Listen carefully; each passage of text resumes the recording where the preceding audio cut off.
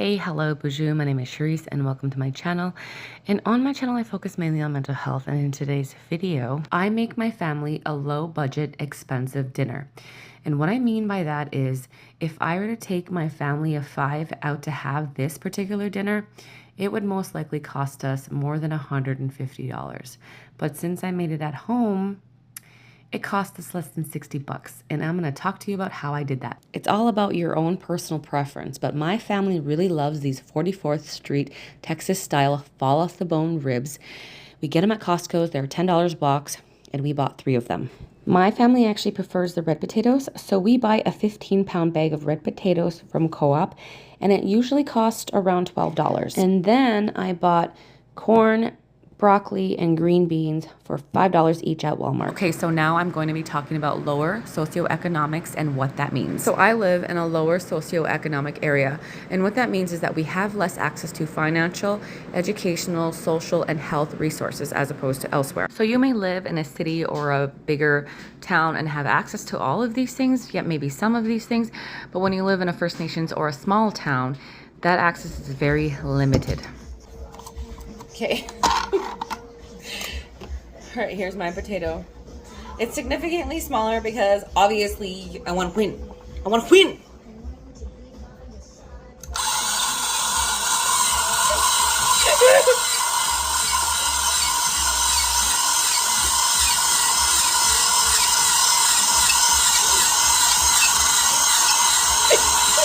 see a little potato. Beat you, bitch.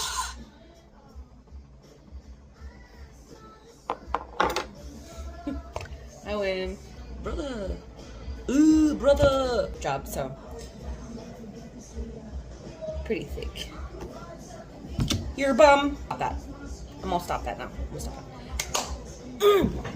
When you live in a lower socioeconomic area, that also means that it's going to be a little bit more difficult to find a job. Now, a lot of the jobs that we have, you have to have a license and a vehicle because it's obviously not walking distance, especially when it's winter time. And coming from firsthand experience, it took me almost a year after graduating college to actually find a permanent job. And the reason for that being is because distance and location obviously played a big part in it, and my education, my training, and my experience. Now, believe it or not, I was either underqualified or overqualified. So, and this right here is chicken breast ground up. Make some burgers, chicken burgers. Anytime I was told that I was underqualified, I always thought, well, I can be qualified if they decided to put their time, energy, and effort into me, and I promised that they wouldn't be disappointed. But perhaps if I did get a job, perhaps down the line, down the road somewhere in the future, I wouldn't feel appreciated by this company. I always think about things like that being little miracles because maybe I'm saving myself from a headache in the future. After nearly a year of searching for a job, I finally found a job where I'm actually a good fit. I'm not overqualified, I'm not underqualified. And, you know, this place welcomes new graduates and students. And all of the employees have been employed since the very beginning, so that speaks volumes. I am not full-time yet, but I have my foot in the door, so it's a start, and I'm very grateful to even get this opportunity. So anyway, my husband is the only one who works full-time in our household, so that means that we only have one household income. So believe it or not, we are considered a low-income family. And one of the assumptions that I've heard throughout the years is that people think we have a lot of money. So it's like, don't you guys have a lot of money? Aren't you guys rich? Well, the truth is, we are not. So let me put in some context here for you.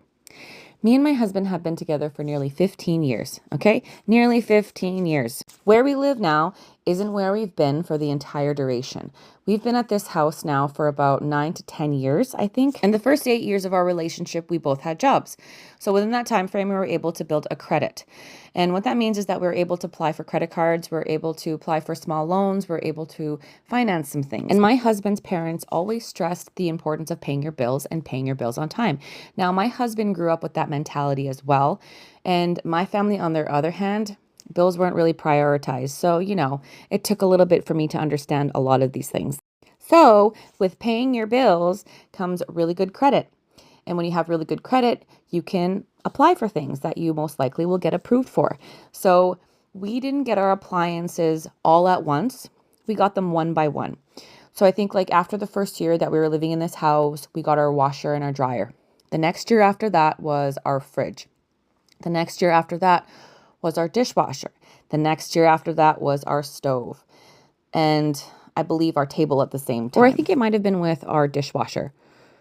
But anyway, we did get a new table, and yes, it was financed. And also the deck was financed, and it took about 4 or 5 years to pay it off. And that was considered a small loan, so we had to have a certain percentage of money in order to get this loan. Now, my husband is a woodworker, so he built the deck by himself with a little help from his friends, and the extensions he pretty much did on his own. So if we were to hire like a contractor, we know that would have been a lot more expensive and probably wouldn't be able to afford it. So luckily, he's good with his hands and good with wood sometimes. But anyway, I'm going to go off topic and talk about why I'm making these chicken burgers. And the reason why I'm making these chicken burgers is because I cannot eat the ribs. The ribs are too acidic-y. It just doesn't sit right in my stomach. And I can eat the mashed potatoes, and I have to be careful about the kind of vegetables I consume. So basically, this is the second time I'm making these chicken burgers. The first time I made them, they were really bland, like with nothing on them, and it tasted gross to me. So I decided to add a little bit of salt, garlic, onion powder, parsley, and some butter, hoping that it would amp in the flavor, you know what I'm saying? But it did not. So what I did was I put some Frank's Red Hot on them, and then I gave them away. And that's that. Like, whatever then, whatever. Right, now we're just gonna clean up all of this so we can have a nice clean area to eat. Now, one of the questions that I do get quite often is it hard or do you feel bad cooking food for your family that you cannot eat? And the answer is no, I do not feel bad, nor is it really hard. I think at the very beginning it was really difficult for me, but that was because I was sick and I was starving and I wasn't in a good place. And after a while, after I started getting better, I started seeing eating as, you know, such an honor, a privilege. And I always tell people, if you can eat, eat. Don't worry about me. You know, I'm happy to see people eat. You know, it's something that actually brings me joy because I would not want anybody to go through what I went through. I wouldn't even wish this upon my worst enemy. I don't even think I have a worst enemy. Do I? No, I'm my own worst enemy. But anyway, I would not wish that upon anybody. And I also will be going into detail about what happened to me during that time in a new video. But you have to wait a little bit and stay tuned because I got to work on that shit. You know, it's a little traumatizing to revisit that stuff because it was really scary. It was probably one of the lowest times I've ever had in my entire life. It's actually something that really changed me and my perspective on life. And I have been working on that video for the last month or so. So it is coming to you very shortly. I'm not exactly sure when I'm going to release it, but I know it's going to be before 2025. Isn't that crazy? We're already getting to 2025. Goddamn, we're getting old. Every single year, the year passes, we're getting old. But anyway, I finished cleaning my kitchen. Now I just gotta sit, relax, and wait for the food to be done. All that effort to make these, and I didn't even like it.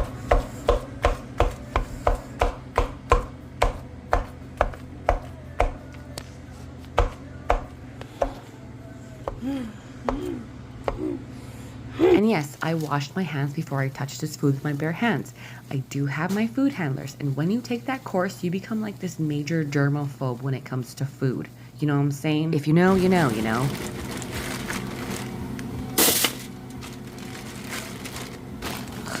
I can't do this with one hand. Now, they might be freezer burnt, and if they are, just toss them in the garbage. My family loved the corn and the broccoli, but they didn't give a shit about the green beans. We are getting close to the end of the video. If you watch all the way through, thank you so much. I appreciate you. Like, subscribe, share with your family and your friends. If you don't have any friends, well, fuck, I don't either, so I don't know. Supper's all done and plated. Now check it out. So this past summer, we took our family to Tony Roma's. My husband and my kids got ribs, mashed potatoes, and a side of vegetables. I got baked chicken, mashed potatoes, and a side of vegetables. Pretty much the exact same replica of what we have here.